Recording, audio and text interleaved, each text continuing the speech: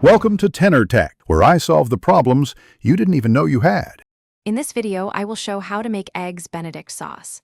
Begin by whisking 3 egg yolks with 1 tablespoon lemon juice until pale and slightly thickened.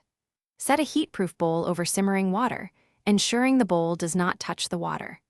Slowly drizzle in 1/2 cup melted butter while whisking constantly to form a smooth emulsion, then season with salt and a pinch of cayenne for balance. Gather your ingredients and tools before you start to keep the process calm and simple.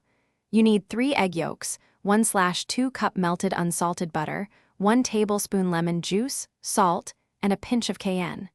Use a heat-proof bowl and a whisk or a hand blender for consistency.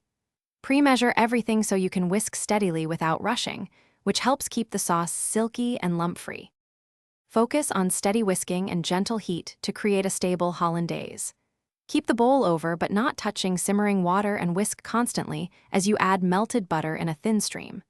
If the sauce becomes too thick, whisk in a teaspoon of warm water at a time until you reach the desired consistency.